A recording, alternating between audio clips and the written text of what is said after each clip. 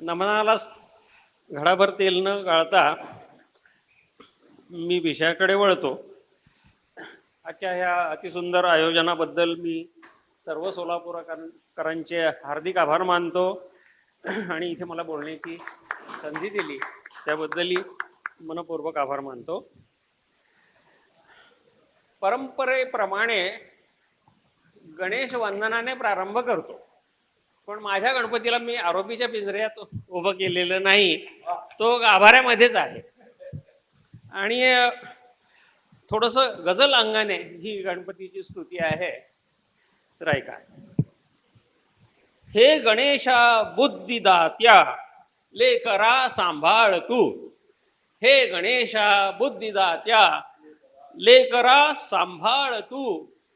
दूर कर विघ्नास हो माथ्यावरी आभाळ तू. दूर कर विघ्नास हो माथ्यावरी आभाळ तू. घोर अंधारात आम्ही खूपदा ठेचाळलो. घोर अंधारात आम्ही खूपदा ठेचाळलो. त्यात विद्येच्या रूपाने चंद्रज्योती जाळ तू. झुंड येता संकटांची तारिसी आम्हास तू. झुंड येता संकटांची तारिसी आम्हास तू. मुक्तिदाता तू भवाचे तोडीसी जंजाळ तू. मोहवी नेत्रास ऐसा साजिरा बेल्हाळ तू. मोहवी नेत्रास ऐसा साजिरा बेल्हाळ तू. पुत्र तू गंगाधराचा पार्वतीचा बाळ तू. इथे गंगाधराचा एक पुत्र बसलेला आहे समोर. कार्य ना आरंभितो पूजा तुझी केल्या विना.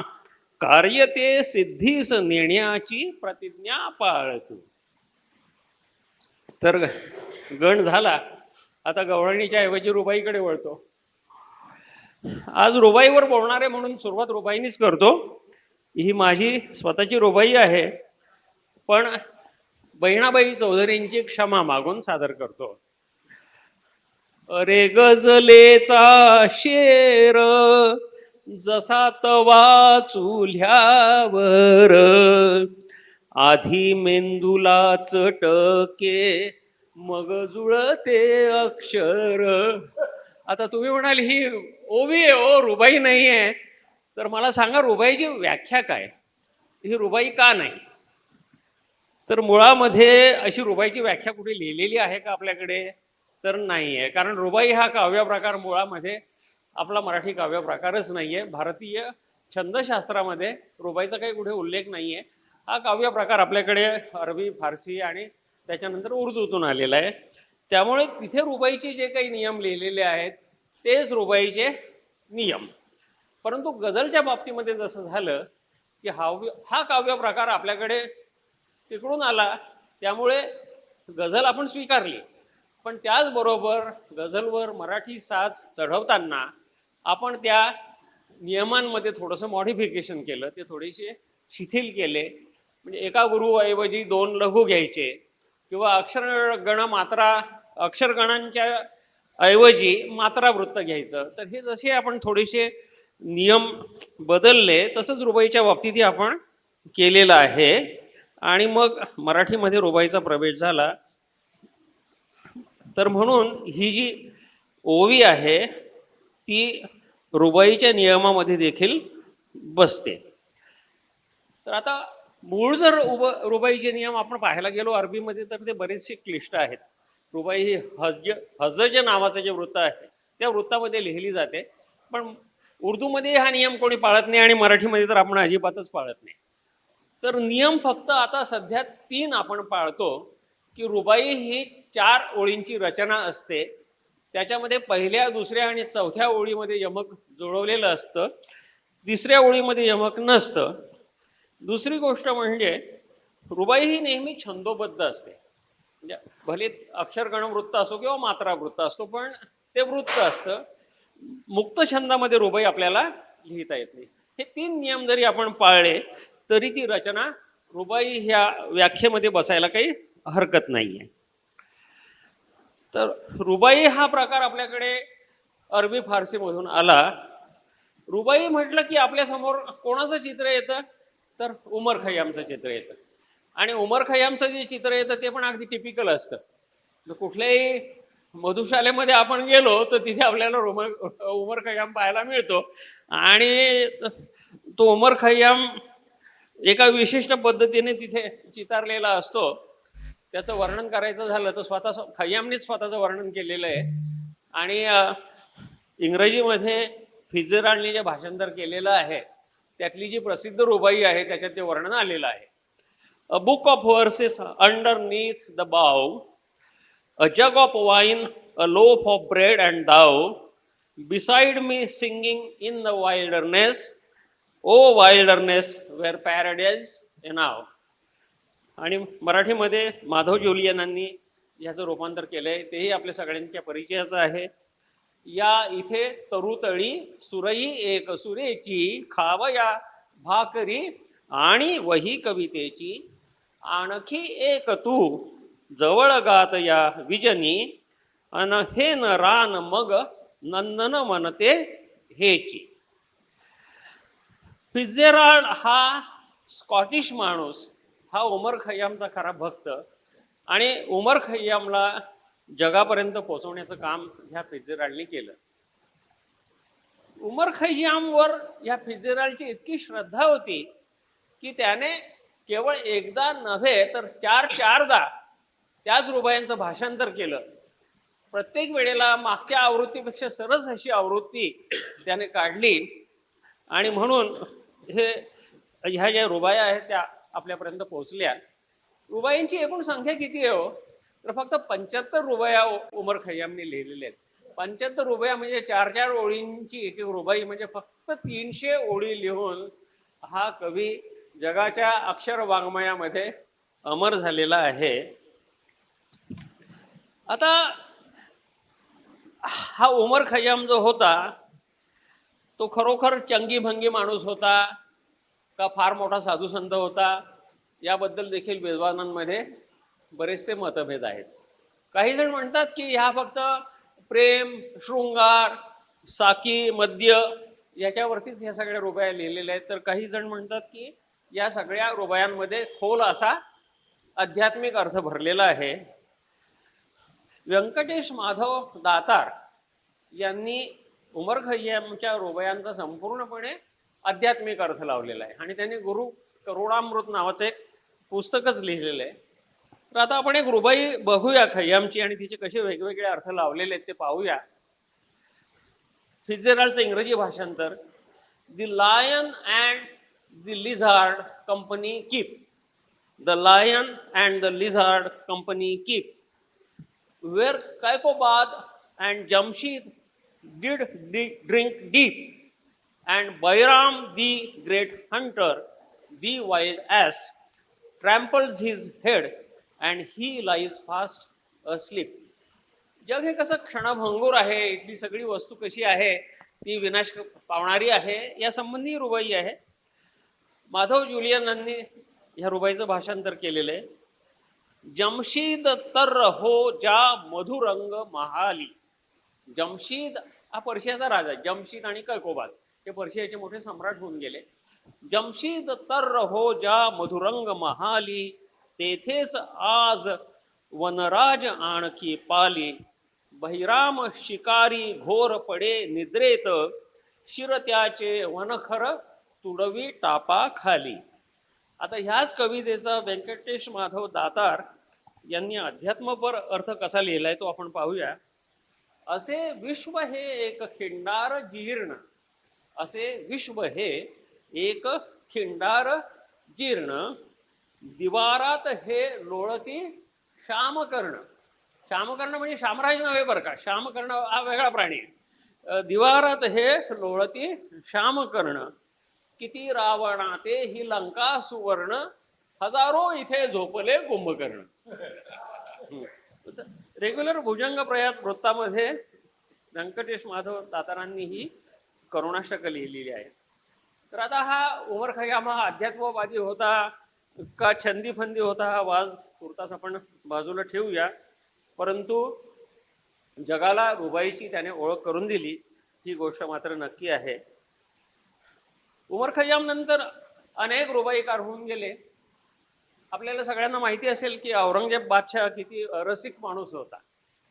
पण औरंगजेबाची एक मुलगी होती जिचं नाव जेबुन निसा.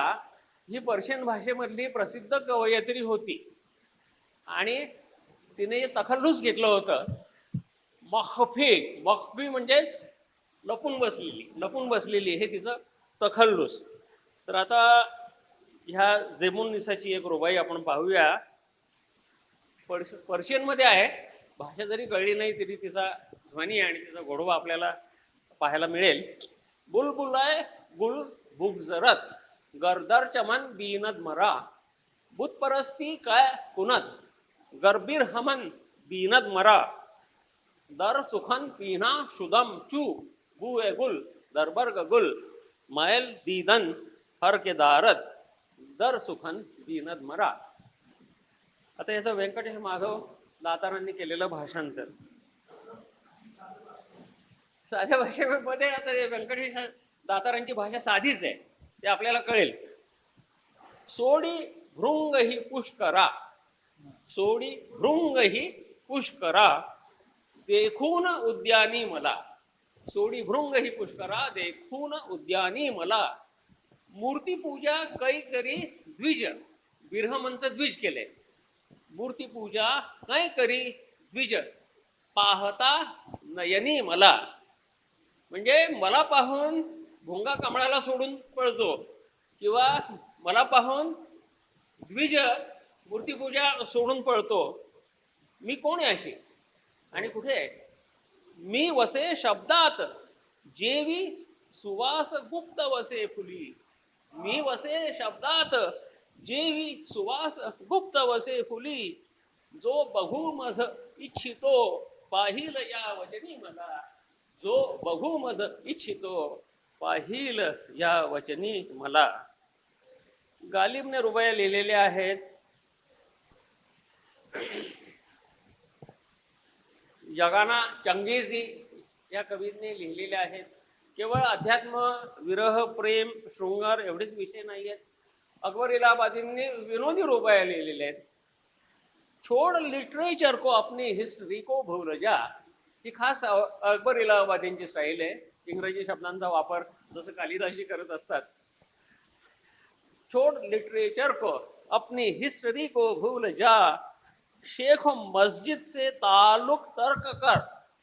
ताल्लुक तर्क करणं म्हणजे संबंध तोडून टाकणे.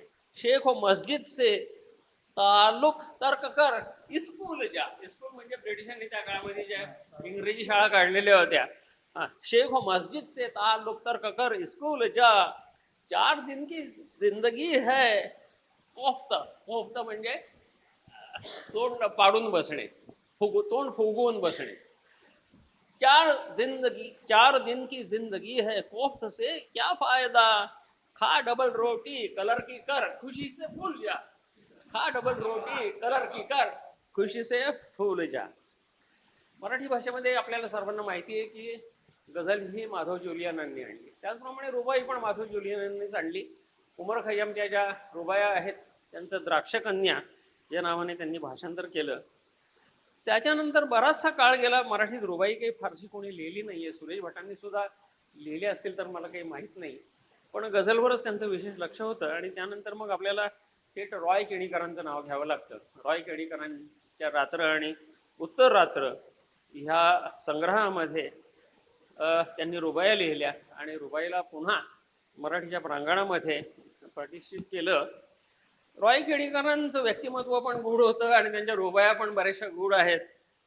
देणार काय मी सूर्य उद्या जर आला, मागेल मला दे पाणी आंघोळीला, कोरड्या किनारी फिरे कल्पना वेळी, मृगजळात रुतली तिची बिचारी होडी.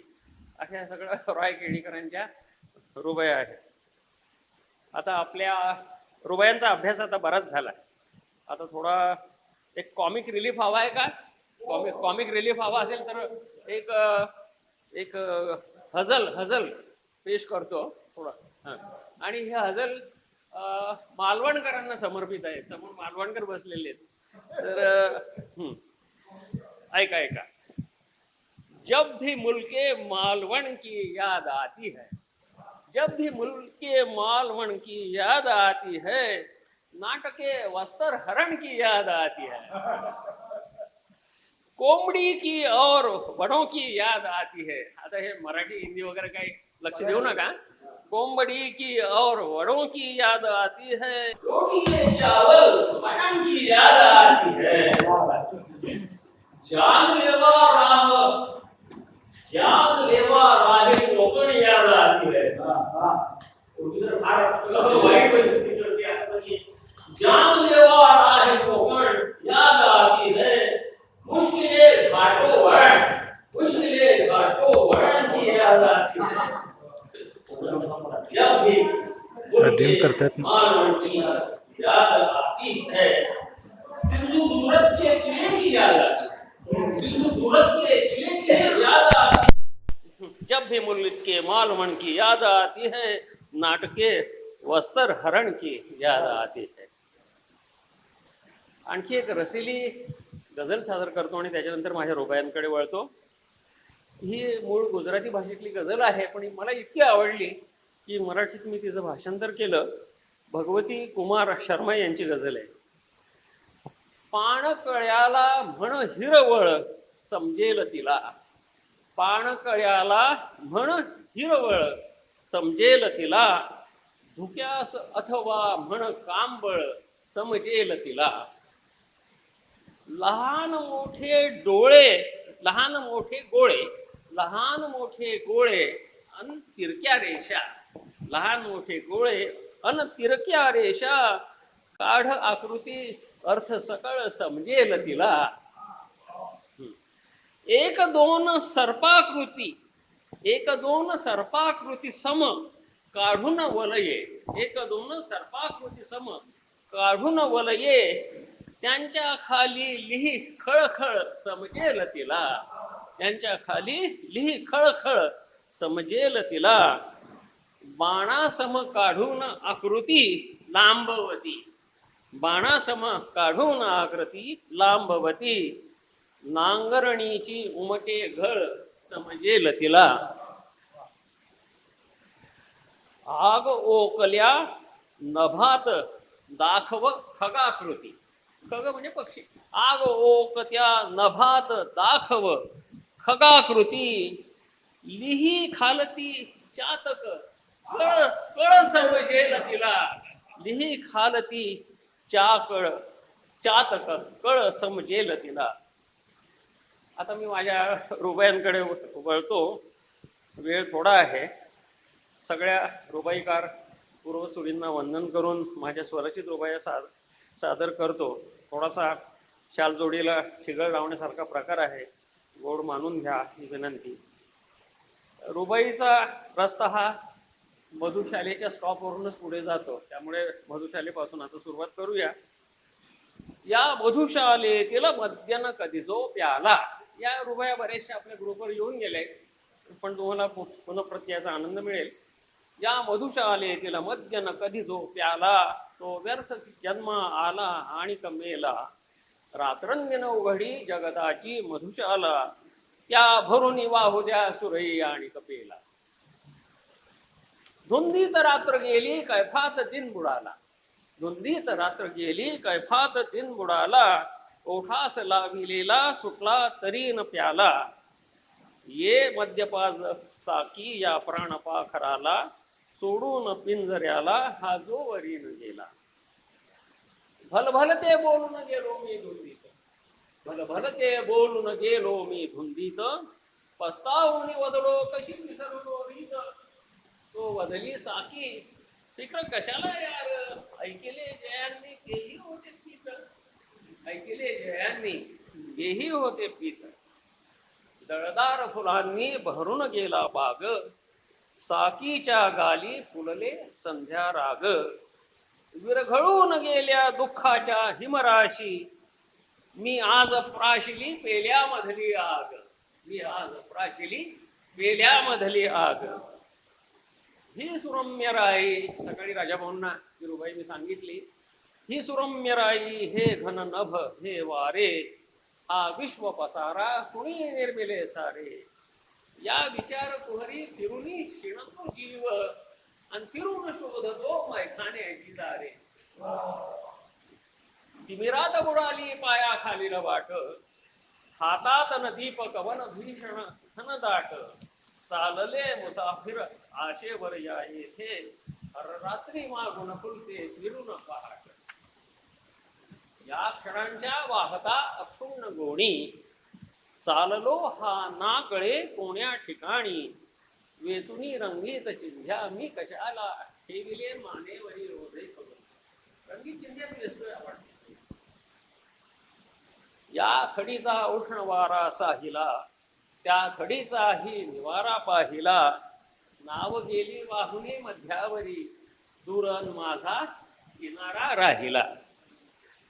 का रडावे कोणा आहे ऐकणारा, आपला आराम प्रत्येकास प्यारा.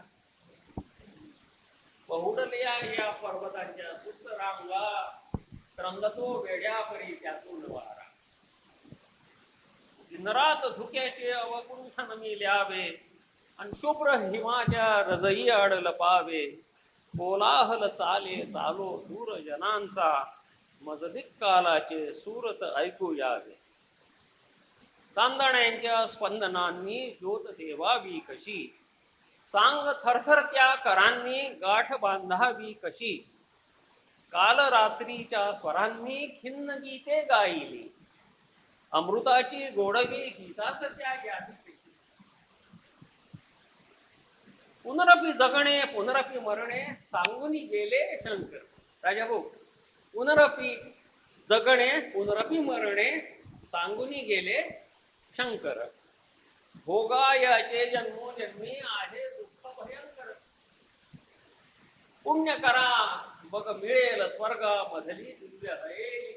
पुण्य करा मग मिळेल स्वर्गामधली दिव्य हवेली. नाही तर आहेच नशिबी पाताळाचा मंकर. पाताळाचं दस्तर मंकर. भवसागर तरण्या घेऊन आले होडी, या बसा म्हणाले जागा आहे थोडी. गुरु महाराज आले, घातला दंडवत दुरून महाराजांना. घातला दंडवत दुरून महाराजांना, मज काठावरच्या समुदायात बैसतो खाटुनी ऑफिस माडीवरी, अन विकतो अक्कल पैशाला पासरी. बदनाम बिचारी गणिका देहा विके. बदनाम बिचारी गणिका देहा विके. हा बरा म्हणू की तिला म्हणू मी बरी.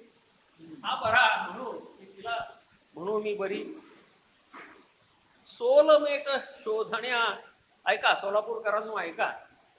सोलमेट शोधण्या एकदा गेलो सोलापुरी, नाश्ता पाणी करून आलो सोलमेटच्या वेळी. सोलमेट नाहीच मिळाली. सोलमेट नाहीच मिळाली. काय करावे आता. घेऊन आलो सोलापूरच्या सुप्रसिद्ध तांदळी. घेऊन आलो. आता जसं जसं जसं विनोदी गझलांना हजर म्हणतात, तसं हिला हुबाई म्हटलं तर चालेल का कालिदासजी. म्हणजे मराठी वाङ्मयाच्या प्रांतात एक नवीन दालन खोलल्यासारखं माझ्या नावाने. हुबाई हुबाई हा शब्द चालेल का, आवडला का तुम्हाला.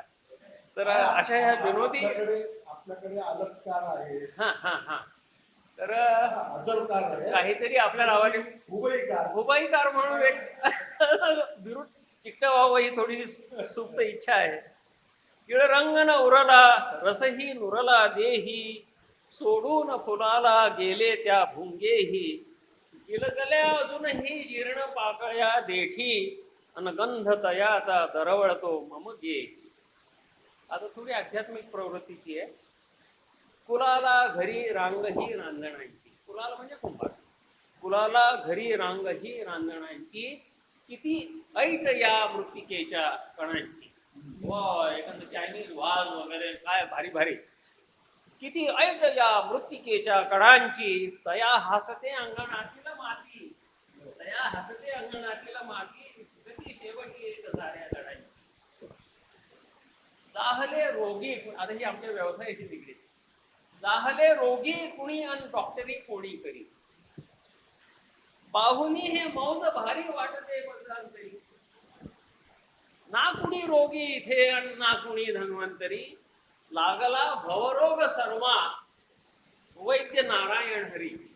लागला भवरोग सर्वा वैद्य नारायण हरी. भरणार ना आता मैफिल संध्याकाळी. आता शेवटच्या काही रुपया.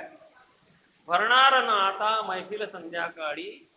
दिसणार न लाली साकीच्या ही गाली. कोमेजून गेली उद्यानातून पुष्पे. आणि शिणले भिस्ती वाहून काव्य पखाली. आपण कोण आहोत? काव्याच्या पखाली वाहणारे भिस्तीच आहोत.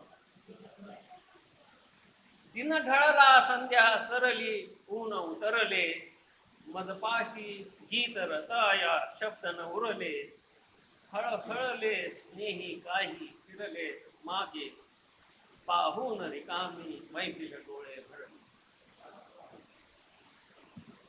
मी रुबाई सांगताना श्वास काही रुंधले. ओठ काही रुंद झाले. नेत्र अन ओलावले. मागणी काव्यास बाजारी नसे म्हणती जरी. मोल माझ्या शायरीचे भरून मजला पावले. बोल माझ्या शायरीचे